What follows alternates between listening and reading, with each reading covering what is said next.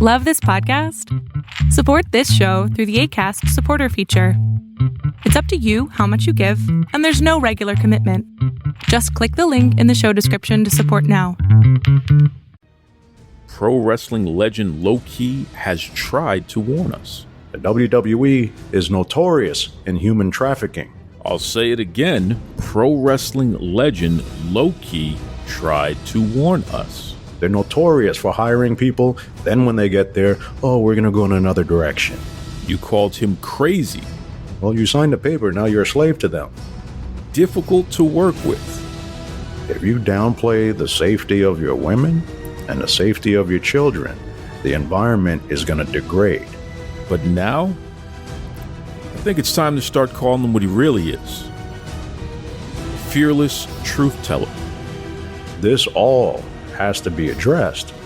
But until the public is willing to change, you're just going to see the same negative stuff being amplified and advocated. On the heels of the explosive lawsuit by Janelle Grant against WWE and Vincent Kennedy McMahon, pro wrestling legend LowKi is back with even more examples of potential human trafficking. What's that thing that the kids say nowadays? Oh, that's right. Let's go. You're locked in. Look at what we have here, folks. To the only show that matters. The cream of the crop. Duke loves wrestling. And there is no one that does it better than your host. I have come here to chew bubblegum and kick ass. The Duke. And I'm all out of bubblegum.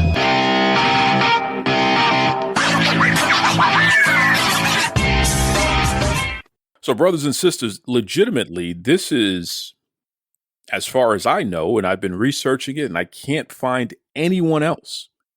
This is the number one person who has been very explicit on their criticism of WWE, of the wrestling industry in general, and who has named the thing. This is the first person who I've ever heard say human trafficking. This is the first person who I've ever heard say it over and over and define it, literally provide the legal definition of what it means in order to further illustrate what they're talking about. So in light of this Janelle Grant lawsuit against the WWE and Vince McMahon and naming a few other names and not naming some names, but describing people. And if you know, then you know who she's talking about. In light of all that, it only makes sense to bring back the one person who has legitimately been trying to warn everybody. And you all scoffed at him at first. You all tried to disregard it at second. And then you just legitimately he doesn't know what he's talking about and try to pass it off at third. But yet here we are where you have somebody who literally is going through the legal process saying the thing that this guy's been saying all along because she actually personally experienced it. Human trafficking. At least that's what's alleged in the lawsuit. So, without further ado, welcome back to Duke Loves Rasslin, LowKi. How you doing there, sir? Well, I wish it was under better circumstance. You and me both. Listen, LowKi, I'm going to get in a lot of trouble for having this conversation with you. I know that for a fact.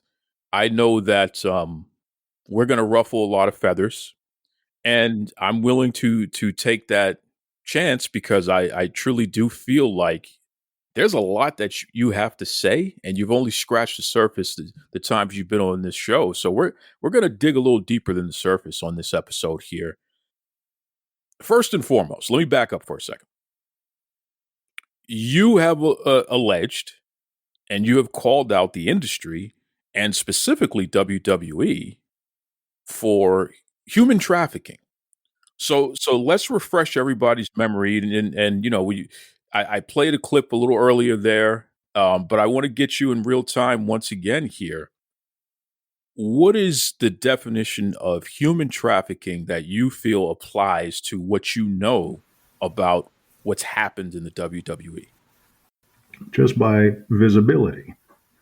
What is the nature of the WWE? They travel from location to location with people. Are these people treated? Are these people spoken with in professional manner? If you've listened to any of the videos of men and women who have departed from the WWE, how positively do they speak about their time when there? Think about that. Then they disappear for a while and then return. Why? The money's good. That's the motivating force for a majority of those people. Why? Because it is not a wrestling company. It is an entertainment company using the backdrop of wrestling as the bait. You're looking at people who are being convinced to follow whoever's in charge, and it doesn't necessarily mean that everything they're being told is truthful in order to get them to work. So, now getting into the definition, human trafficking and migrant smuggling are global and widespread crimes that use men, women, and children for profit. Okay, well, it's not really children being used in this sense, but the men and women? Okay, that seems a little more reasonable. These crimes take advantage of people who are vulnerable, desperate, which, if you've listened to any of these men and women speak on their own behalf of their own experience, about their experiences in this field of work, it falls in line with people who could be vulnerable. It falls in line with people who could be desperate. Or the third, which is, or simply seeking a better life. Do you think any of those men and women who join the WWE, or any of these companies for that matter, does it seem reasonable that they're trying to seek a better life? Now, listen to all the men and women who depart from that company who have been in interviews on camera. They are giving you insight to the things that they've experienced. And before listening to this, or before coming on with you today, I was listening to Chris Jericho talk about the wildest thing that Vince had asked him to do, which was be naked on Monday Night Raw, and then have an implication of people going through his gym bag after his match, of finding women's clothing, implying that he was a transvestite, all in the same night, and how he was against it, and he put his foot down, and he just wasn't having it when he had to speak to Vince. And I'll tell you, he can say that now, but I've been around for a long time, and those guys from the Attitude Era, they were willing to do things because the money was good. Does it mean that they degraded themselves? Some did. I still fail to see where the entertaining part is, where you have a man who's known as a really good professional wrestler having to put his lips on the boss's bare ass in public. That's a humiliation process. So you're basically telling people to follow you from city to city so you can humiliate them. So this is not entertainment. This is open abuse. But these men and women are simply seeking a better life. Listen to the stories, the old stories about Vince's behavior. Jericho was just talking about Vince asking him or not necessarily asking him, but implying being naked in front of a whole crowd on a Monday Night Raw. Where would that be appropriate at work? And then in the interview, Jericho describes it as Vince was implying with the women's clothing being found in his bag. So he asked him, he goes, so you think I'm a transvestite, or you're implying that I'm a transvestite? He goes, you think that's funny? He goes, yes. So he's trying to convince him to humiliate himself for the crowd. This is what I've been trying to warn everybody about. I'm not that. I'm a professional wrestler, a grappler, a fighter at the pro level. What you guys have been witnessing is another version of the Hollywood nonsense that seems to be coming out now. But they all seem to have similar themes. The men and women are abused or taken advantage of. They're crying out for help, but the public is none the wiser, and in turn, they're supporting the abuse. I want to challenge you on something, because you're speaking about experiences that other people. So in Jericho's case, I mean, that's on the record. He said it on his show, so there's no question about the fact that a witness who was on the receiving end of this ridiculous concept, he put it out there. Fine. LowKi, you personally, in the WWE, and you were a contracted wrestler, you're on television, you wrestled on pay-per-views, the whole 9 yards. At any time, did you personally witness in that company human trafficking? That would be all the wrestlers, or all the people who are in the ring. The reason being is because they're being told one thing, and then when they arrive, things change. And everything that we were being told was Vince changes his mind all the time. And he'll contradict himself. And if you say, well, this is what you asked me to do, and he says, no, I didn't, now you got to be careful because you don't want to insult him. But at the same time, he's trying to see what he can get away with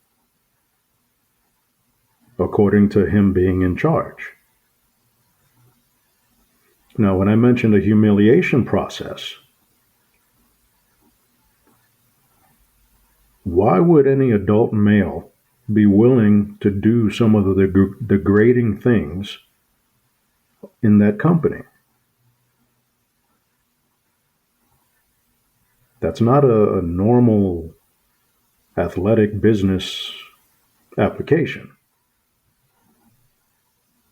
Now, the human trafficking theme, they tell you one thing, and then when you get there, it's not the same as what they said. So, I'll give you an example of what they wanted us to do. In NXT, I believe we were in San Jose. I think that was where we were at. It was Alex Riley, Joe Henning, Mr. Perfect's son, and I. The final three.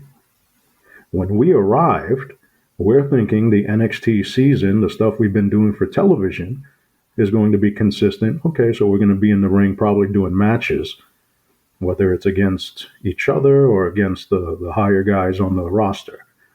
So we get there, and they tell us that we have to get checked by the athletic commission. So we're like, okay, no problem. We go get and check. We've gotten checked by the athletic commission, and then they tell us to go check by Gorilla where they have the information. What they wanted us to do was a similar thing to Brawl for All, which happened during the Attitude Era. Now, the thing was, they wanted us to box each other without even discussing it with us first. So we're under contract to be in the ring, but then instead of being wrestlers, they want us to be boxers. And I told them, I'm like, wait a minute. Nobody told us that they wanted us to box each other. If I wanted to fight, I could have easily stayed in Japan and fought for pride. Whose idea was this? So now they tell me, well, guess whose idea was this? Ah, okay. So I let Jen Bloodsworth, the only female writer, I let her know. They're thinking they're going to spring this up on us. We've been training at FCW, doing our rounds, doing what we need to do. Everybody's good to each other. But then now, you want to make us box each other on TV? Is he trying to turn this into a shoot? Like he really wants us to fight? So she goes, let me go talk to him. All right. So Jen goes and talks to him. And she goes, be ready by this time so we can all have a meeting. I'm like, okay, let's do it. So we get pulled into this room. And it's me, Alex Riley, Jen Bloodsworth, Joe Henning. We're waiting on Vince. Vince comes in and he says, I heard you guys had some questions. I'm like, yep. I want to find out, do you want us to work this or do you want us to go in? Because if you want us to work this, I know how to make everybody look good. I'm trained. But if you want us to do this for real, we didn't sign up for that. You didn't talk to us. Now, I offered to make it work. He dismissed us, saying, thank you. We're going to think about it. Or I'm going to think about it. All right. Come back later, the idea was scrapped. So now on NXT, instead of seeing the guys that are supposed to be on NXT, you get 3 segments of Cody Rhodes versus MVP. At this stage, I got more experience than the both of them, but you're sticking them on the part of the event that I'm on. And they're taking airtime away from the other 2 you've been trying to build. So you see, there's a lot of counterproductivity going on that doesn't make any sense. Because nobody's telling Vince, no. Everybody's worried about getting paid. All right, but I got to stop you there, LowKi, because you described a situation in which, in wrestling, which is predetermined outcomes, it's an exhibition, it's not in a competitive To the fight. entertainers, that's where you got to be careful. You're an observer. I'm a participant. This is a different world. I'm a professional wrestler being asked to show up somewhere. If you've looked at my output, it's been rather consistent in regards to just sticking with in-ring stuff.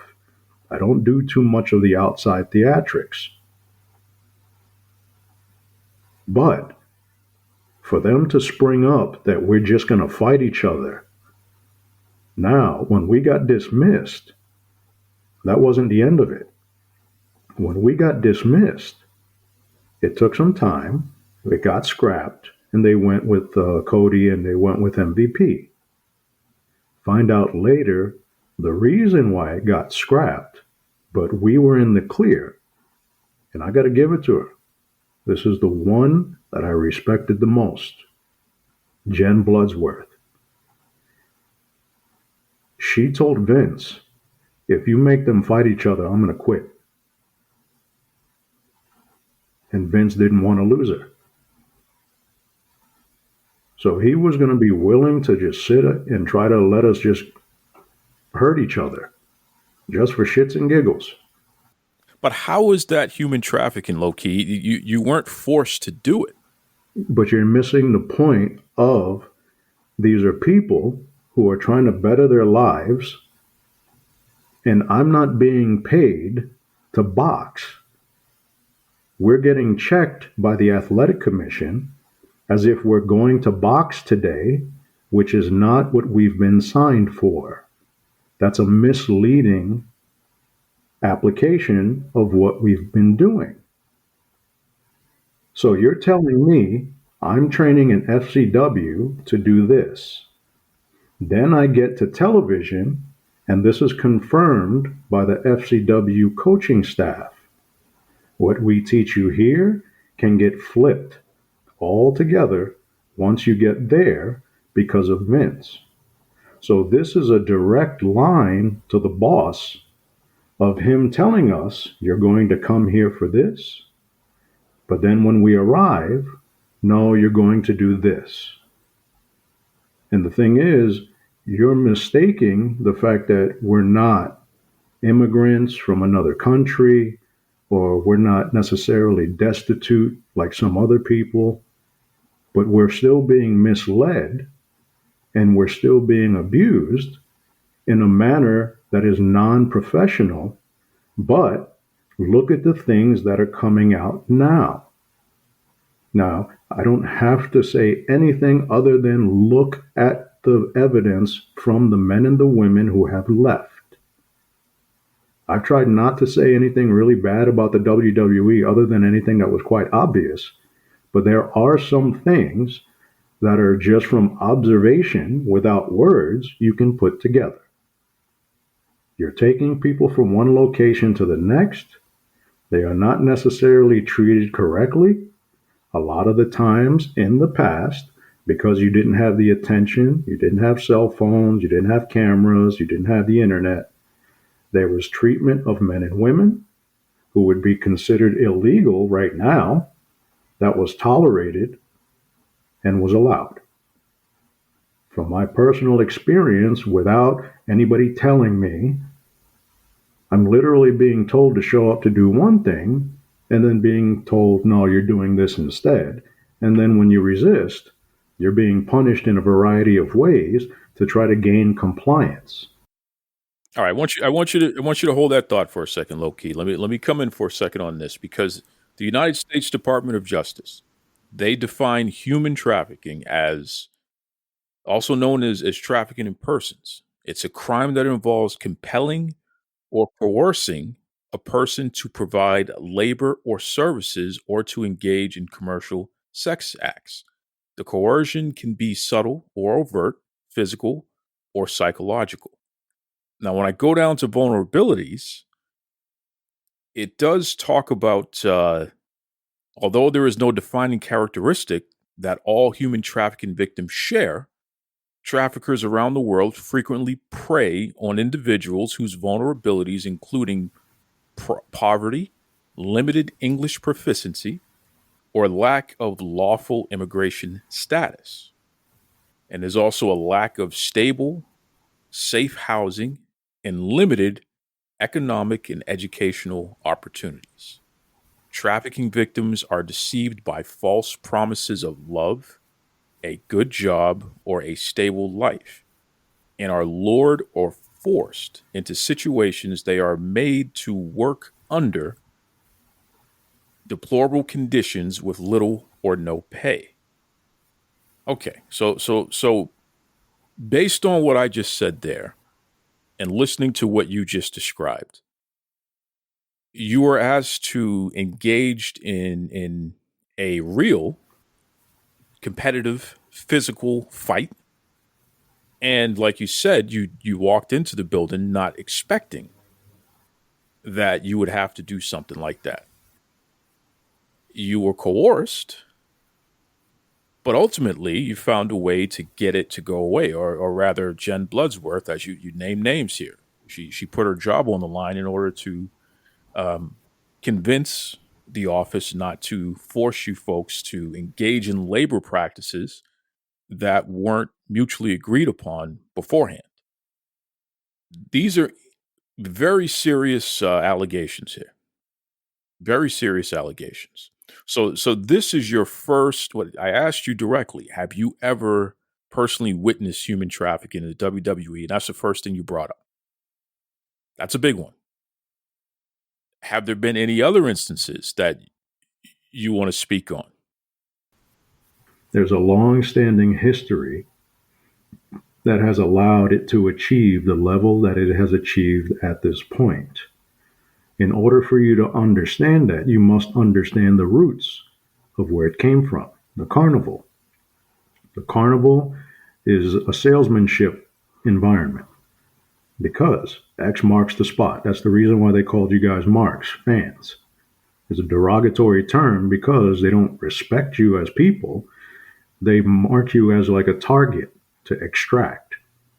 So now, with Vince McMahon, with his family, that's an entire family and multiple generations worth of people who've lived this lifestyle and have benefited from the hard work of the men and women who have gone through this entire time. Now, before all the real camera work got done, meaning social media and people being so vocal the way they are now, there are elements of men and women in the past that have openly stated of the abuse. So, if that's the case, do you think much has changed? If the same people in charge are still there? Now, in the past, if you don't understand the carnival culture, in the past, these men and women had to travel from place to place, and they had to put on a show to grab the attention of the locals, keep it long enough for them to make some money, and then move on. The traveling circus. I understand this because I've been around long enough to be classically trained. But people who consider themselves fans now, they don't really have an understanding for the previous history because what you see on television is heavily edited to avoid the negative stuff. So it's almost like there's history that is there, but if you have to dig for it, most people don't care. Especially if it's going to change the impression of what you have of certain things. Now, I've said this before, that it's like a soft version of human trafficking.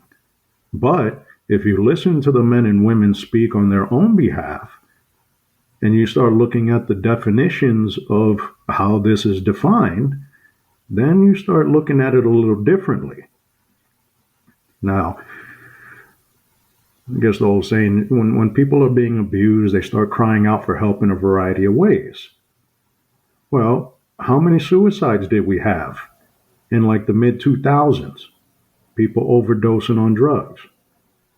How many people self-destructed after WWE, or how many? And nothing against them, because that's not the only line of business that this turns into.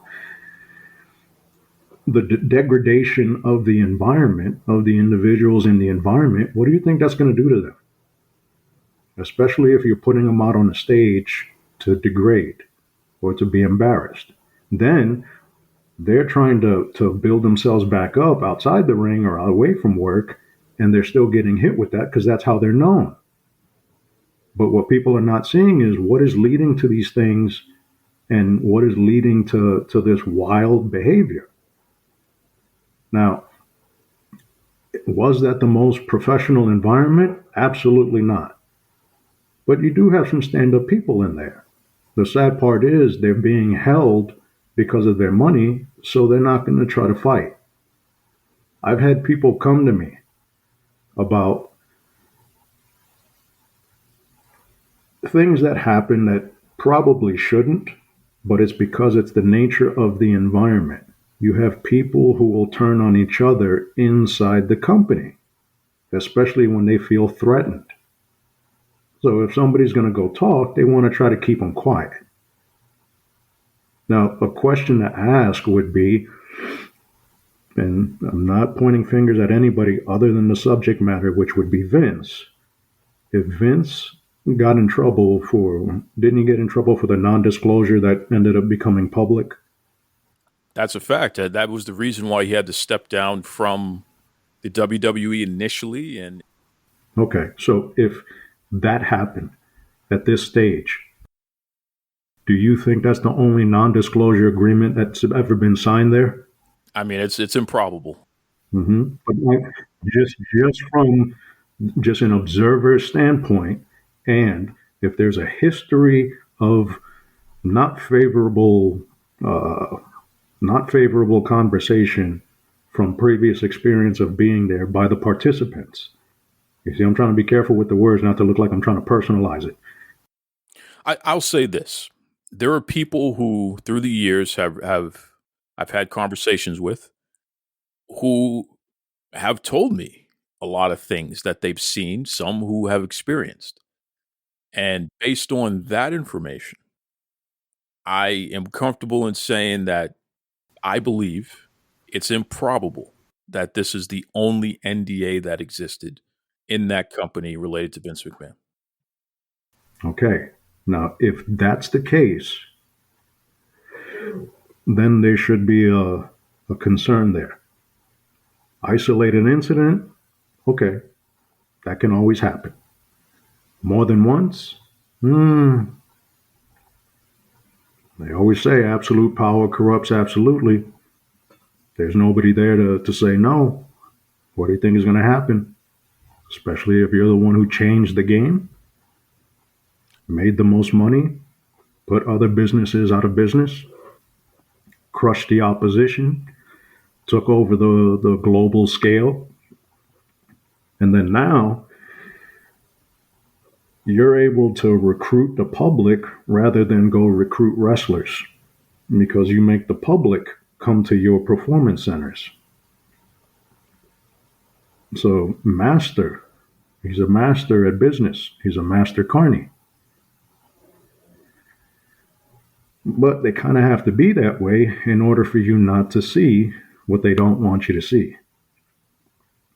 Now, I believe the story was with Snuka from Dark Side of the Ring, where it said somebody showed up with a briefcase to the police station and then everybody walked out. Yeah, that was documented in Dark Side of the Ring. Yeah. If that is true, that's another point of concern because these are leading behaviors into a different realm than what the public is seeing.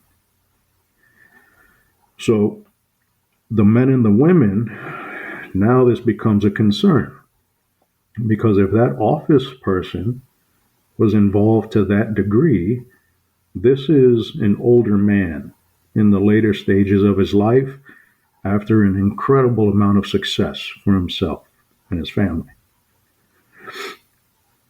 What happened 10 years earlier, 15 years earlier, 20 years earlier, when healthy enough and energetic enough to do things better than he can do now? Is the discipline there? Probably not. Especially during the 1990s, where the suspicion of steroids, they were able to dodge that bullet, but then later on, you hear everybody talking about it. So there's a lot of repeated negative history without trying to beat Vince down, because again, he's going to have to be proven in a court of law. But you start seeing patterns. And that's the hard part. Because people feel good watching what they're watching, they don't want to face the reality that they could be contributing to the negative stuff. Because it makes them feel good. It's not supposed to be making them feel bad. But in the process, those men and women are not necessarily being treated the way that professionals should be treated. And that's only because it's an old culture. It's an old culture of operation and an old culture of behavior in this particular realm. This realm, again, the entertainers are using the ring as a false setting for them to get away with what they're doing. You don't go to school to go through thumbtacks and glass. You don't go to school to sit here and cut promos for 20 minutes. You go to school to wrestle.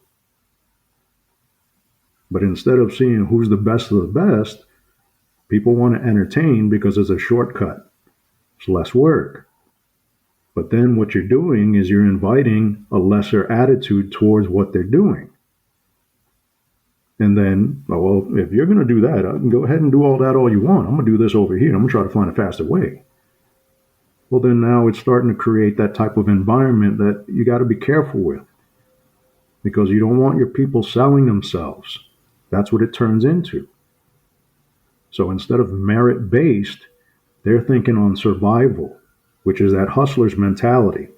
Oh, I gotta do what I gotta do to eat. Okay, but it doesn't necessarily mean you have to hurt other people in the process. And the sad part is, me, even with the stuff I've gone through, I'm still relatively healthy. I've taken good care of myself compared to the men and women in the past. Like, one of the saddest things was me trying to explain to my girls about Sonny. Sonny was on top of the world in the 1990s. She's not there anymore. And that's sad, because it didn't have to be that way. But these men and women are crying out for a variety of reasons. And the public is none the wiser because they're focused on what makes them feel good. Even though some of these men and women have been crying out for a long time, trying to give everybody the heads up. Did you read the Grant lawsuit? No. Did you read any of the articles about the details at all? No. The minute you asked about speaking about it, I'm ready to go. Gotcha. Okay, because there's a lot of detail in there, and there are a lot of specifics. It appears that Miss Grant has saved text messages from Vince McMahon, possibly from John Laurinaitis, and what she's alleging is essentially a situation where she was being pimped, for lack of a better term. I don't think that's a legal term. They're using sex trafficking in order to describe it, but in my opinion, based on what was described and detailed, it's pimping, for lack of a better term. You're going to have relations with whomever I tell you to have relations with, and there's going to be some value to that. There's something that I'm getting in return for that. And that's not a surprise, because he does that to the wrestlers.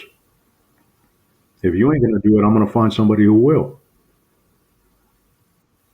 So, I mean, it's another version of that, but it's without anyone really explaining it. That's what I'm saying. Some of the things are simply observable. And if you're older and more mature, or just you understand things in a more complete way, you'll be able to see these things a little more outright. And it's hard because, again, it's under the frame of enjoyment. But it's no different than if you go into the past of Hollywood, where the people who make the public happy, they're being abused. Or there are things going on that are not really like what they seem to the public. Do you personally know of anything that's risen to that degree in that company? I mean, especially while you were there, the degree of literal pimping, for lack of a better term. Well, what do you think the concept of asking these men and women to do these absurd things in a degrading process or application in public? That's a humiliation process. What type of business does a humiliation process in public of their employees, of their workers, of their staff, of their assets? What is the point of a humiliation process? Now, with me, I took that when I went to NXT and they stuck me in a pink shirt. I thought that was the soft version of what they do in Hollywood. They want to stick the dudes in a dress. So people today may not think anything of it. My era, I see what you guys are doing. You're trying to see what you could get away with. Okay. Let's see how long this lasts. Because they're going to see what they can get away with. And if they know they can't, then they'll stop. But that's not how everyone behaves there.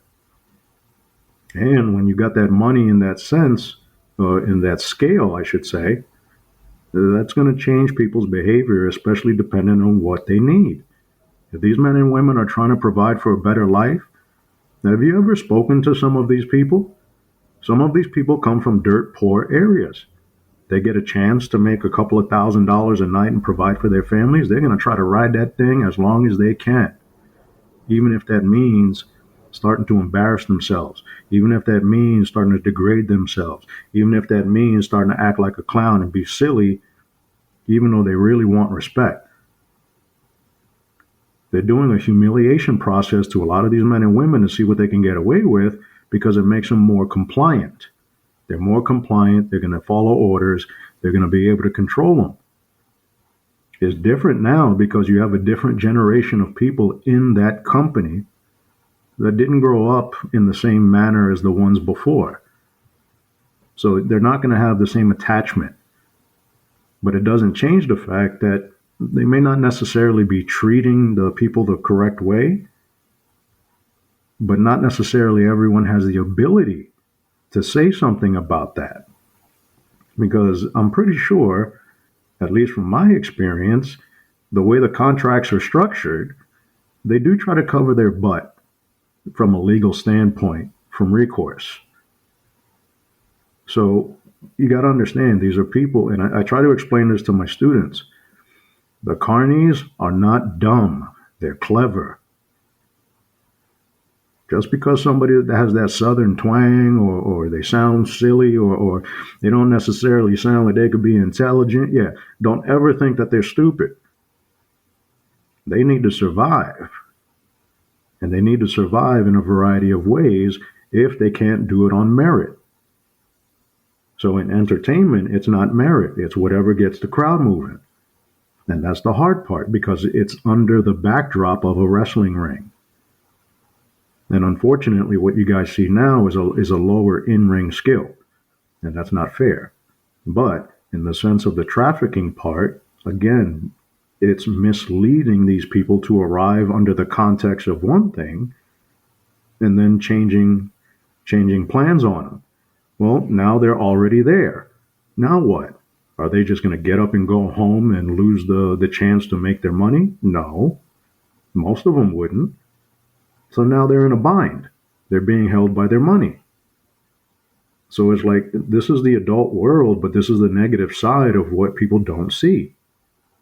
You know, it's interesting. The WWE on their corporate website, and it's something that I've noticed, going back at least 10 years now, that they've posted. That's not to say that it's only been there for 10 years. In fact, I'm under the impression that it's been there longer than that, based on their public history, going public as a publicly traded company.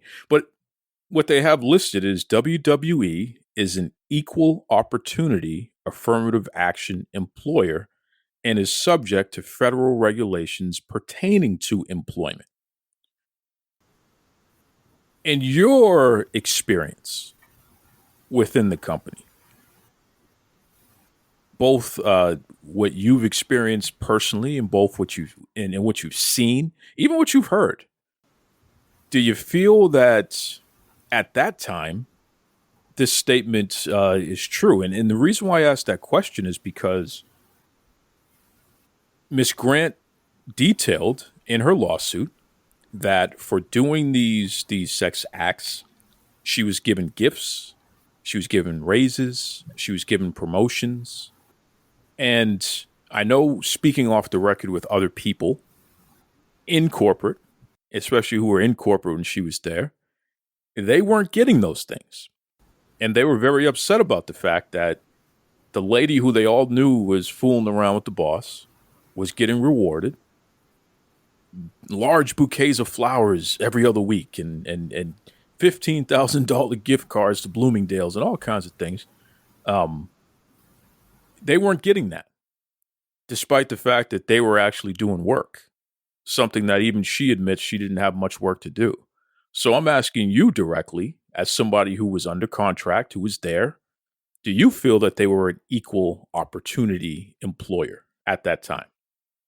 In which time? Because I was there twice. I was there from the early 2000s in WWF from 2000 to 2002 doing darks, but I was on television. So it was that era, and then the most recent one, which would be 2009, 2010. Well, were you under contract when you were doing the darks? I wasn't contracted, but in the Northeast, I was a regular, and I was being treated like with respect by the roster. Well, both. Start off with your first run there, and then we'll go to the second run. The Attitude Era, as long as you can get busy in the ring, everybody respected you. Nobody seemed to be wild in regards to the locker room, other than the adult males in a locker room goofing each other. Like even at one point, I don't know if it was my first or my second time being there, I was practicing the tiger spin in the ring, which is the tiger mask feint through the ropes, the 619. Vince was walking through and just stopped and looked and goes, "Ha, I could do that," and walks away. So even at that time, no disrespect. It was just casual respect for people who got busy. So the era was different. You had more adults. You had more people who were, I guess, more firm in their job titles and the environment. In 2009, 2010, this is a completely different environment full of different people, with the exception of the coaching staff and then the people who are in management on the road, which is now the older wrestlers. Now, as far as the equal opportunity stuff, it seemed more equal opportunity at the earlier stages in the Attitude Era because everybody was more skilled. So everybody understood business differently than they do now. Now, as far as equal opportunity, they're appealing to that by who they hire. But at the same time, I'll give you this as an observational example. While I was there were people on the road as far as a male. One guy was on the road, and he could barely pay his rent while working on the road. However, one of the females, who was not a wrestler, who doesn't train during the week, was telling me the amount of money that she was spending on clothing a month, which was nearly 4 to 5 times more than what that guy was making. And that guy was in the ring on a super low level and was getting pushed for TV time. So what kind of indication is that when the obvious, which is whatever tasks you're given for work, are not being completed, yet you're capable of describing the funding for your clothing, while in this environment, no one really has that type of funding available to them. It seems like you have support in some way, and that seems uncommon with who they sign at that time. Nobody was really coming from money. You were either signing wrestlers who'd been around and have earned a reputation, so now you're going to move them on to TV, or these are people that were found or recruited from somewhere. The wrestlers, for the most part, were being recruited from events, being in the ring. The females, however, the recruitments that started changing, and instead of being female wrestlers, they were starting to have contests. So from being qualified in ring, it changed to appearance. And that's where you have the different generations of females being in the ring in the different eras of the company. The WWF, you had Lita and Trish.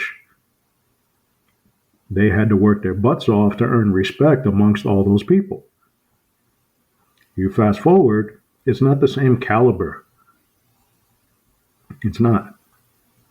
But it doesn't change the fact that these men and women are still being misled as far as one idea being presented, and then something else is occurring. I was literally told that by the coaches.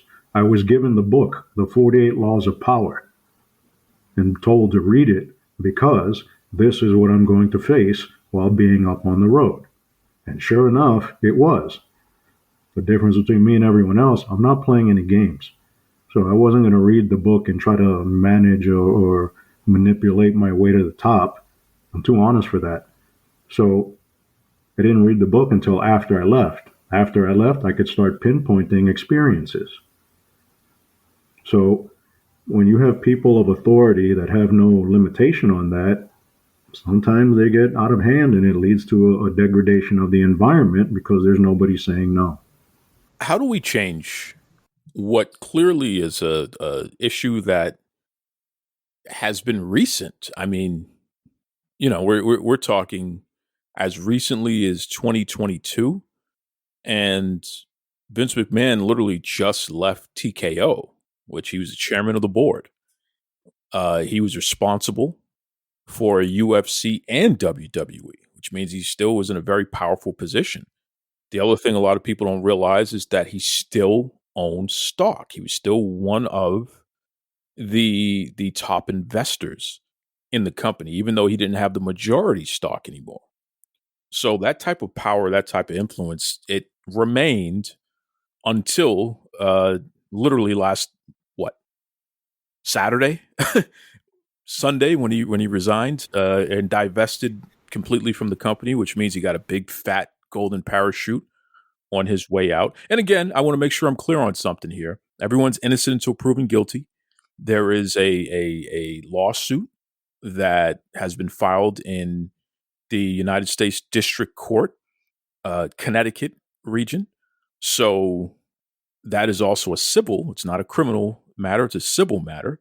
So that has to go through its process, and either will determine innocence or guilt based on what evidence is presented and what can be proven.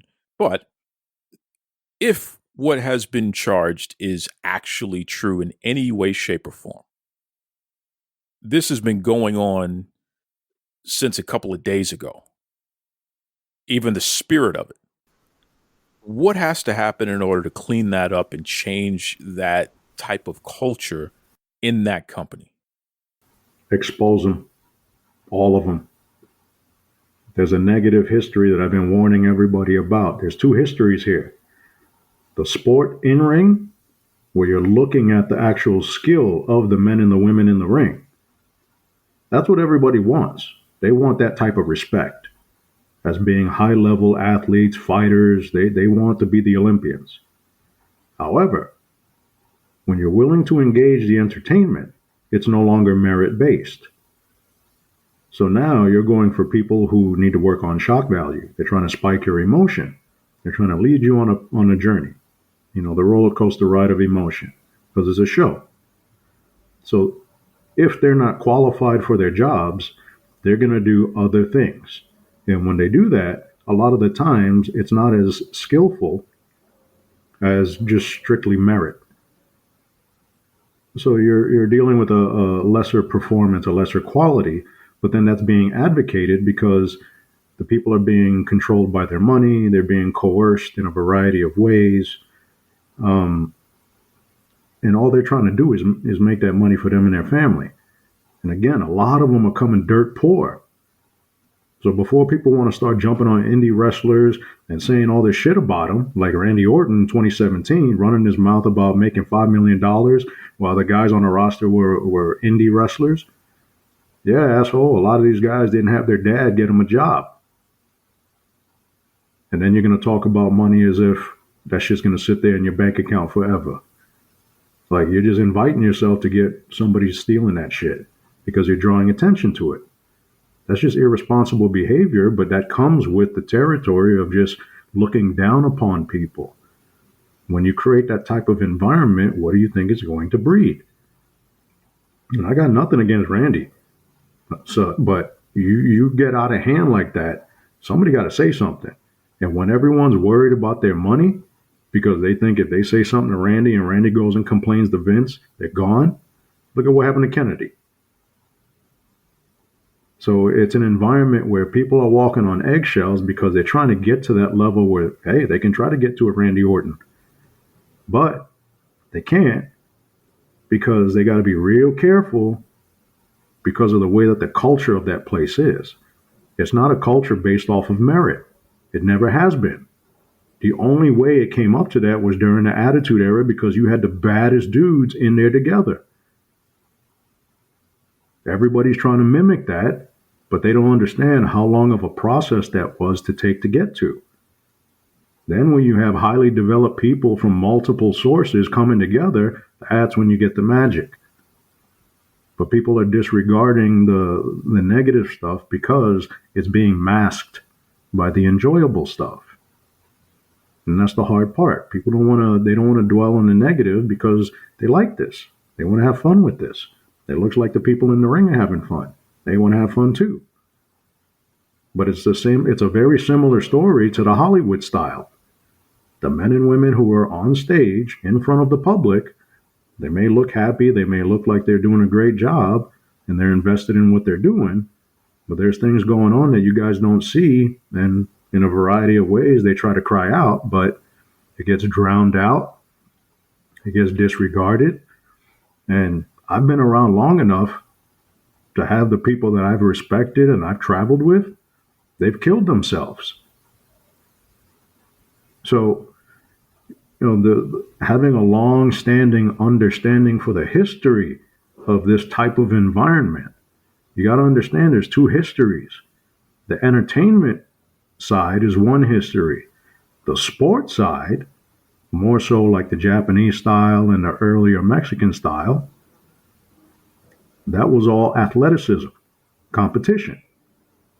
This is what everyone's trying to mimic with the UWFI style, catch style, Barnett and Bloodsport. So again, there's a misleading going on because of the presentational environment. Entertainment is done on the backdrop of a ring. That's sports entertainment. Professional wrestling, these men and women can simply show you skill. And because of what they're showing you, that's your entertainment. Skillful competition. But when you start going into the other stuff that's not merit-based, that's when you start finding who's for sale. So you're inviting that. So in order to fix the environment, it's easy. They have to be qualified for the levels that they're on. Simply put, I asked this to people in New Zealand. What gives you the right to put your hands on somebody else? A lot of these people can't even answer that. They just, I'm just here because I'm getting paid. So there's no guarantee that you're even going to be safe with the people you're working with. But this gentleman over here, the boss, he's the one who's putting everyone here together saying, hey, you're going to wrestle because this is the environment. And then when you get there, you guys are going to box. Wait a minute. I'm not a boxer. I can fight if you want me to, but I didn't come here to WWE to box. And you're telling me like I got to do it. And then now, because I'm not going to do it, you take all of our TV time that you were designating for us and you give it to people who don't need it right now. So again, it's something that's been in open view for a long time, but it's the connection of the observer. People don't understand because they're looking at the entertainment, they're looking at the enjoyment. But there's men and women over time who've constantly tried to speak up, and it's happened time and time again. They just disregard it. Let's talk hydration. See, I carry something to drink with me every single place that I go because I am concerned about being dehydrated. It runs in the family. Everything from dry mouth, dizzy spells, fainting. It's pretty serious. And I've tried all the different types of waters and sports drinks. Let me tell you something right now. Liquid IV. That has been the most efficient at keeping me hydrated and doing so pretty quickly. Okay, Liquid IV has 5 essential vitamins and is 2 times faster at keeping you hydrated than water alone. And I'm serious, man. Everything from vitamin C to vitamins B3, B5, B6, B12. Liquid IV also is non-GMO, so it's free from gluten, dairy, soy. So for all you folks out there with food allergies, this may be right up your alley. And I know what you're thinking, but how does it taste, Duke? Well, it tastes pretty good. Okay, we're talking my favorite in pina colada, They also have tropical punch, strawberry, new flavors like sea berry and strawberry lemonade. You can enjoy this stuff, man. But don't take my word for it. I want you to stop what you're doing right now and head over to liquidiv.com. Use the promo code Duke Loves Rasslin so you get 20% off your entire order. I mean, anything that you order on liquidiv.com. So what are you waiting for? It's time for you to shop better hydration today. Use the promo code Duke Loves Rasslin over at liquidiv.com. Save yourself 20%. Stay hydrated. Most importantly, enjoy life. That's right. Be kind to yourselves and be kind to others. Duke Loves Rasslin, Facebook, Gmail. Let me know what you think. Twitter, Duke Loves Rasslin. Take it away, Tony Schiavone. This is Tony Schiavone, and we're desperately out of time on Duke Loves Rasslin.